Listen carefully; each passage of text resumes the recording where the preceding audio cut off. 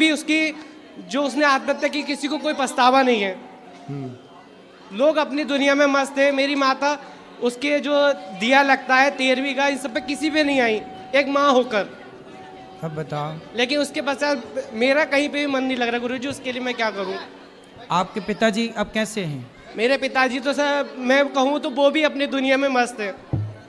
अच्छा, तो आप सिर्फ के हर किसी को 5 से 6 दिन तक दुख हुआ, उसके बाद कोई उसको याद भी नहीं करता वो कहाँ है।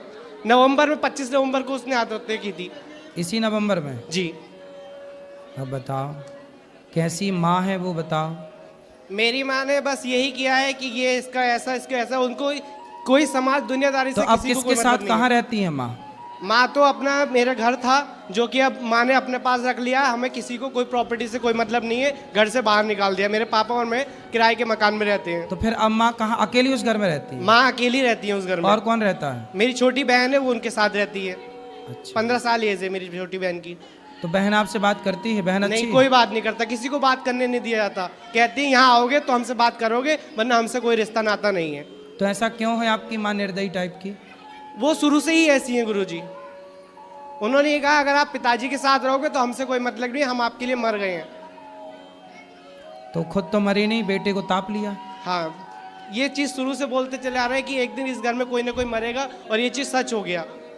बिल्कुल, ऐसी स्त्रियां देखो, ये स्त्रियां कैसी हो रही हैं भगवान। गुरुजी, 1-2 बार मैं पिताजी को मारने की भी कोशिश की। किसने? आज से पहले मेरी माता जी ने। अच्छा, इस वजह से हम लोग अलग हो गए थे, लेकिन तो उसके बाद भी माँ ने झूठे जान से केस- मारने की कोशिश की? जी अब आपके पिताजी को? जी फिर बच गए?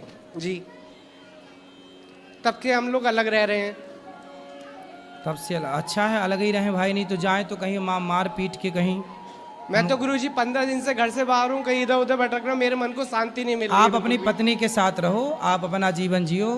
भाई को आत्महत्या नहीं करनी चाहिए थी, उसने की। अब जो हो गया उसे भुलाना ही पड़ेगा।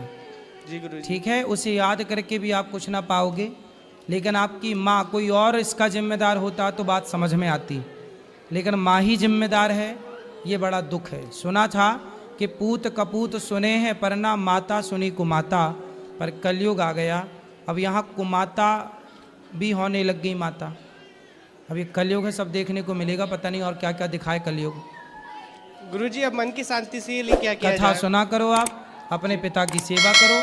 आपके बच्चे हैं? नो गुरुजी। बच्चे होंगे, फिर बच्चों को पढ़ा लिखा के खूब संस्कारी बनाना, और आप अपने पिता का ध्यान रखो, और आप भी एक अच्छे पिता बनना, और आपकी पत्नी एक अच्छी माँ बनना, और अपने बच्चों को बहुत अच्छे संस्कार देना।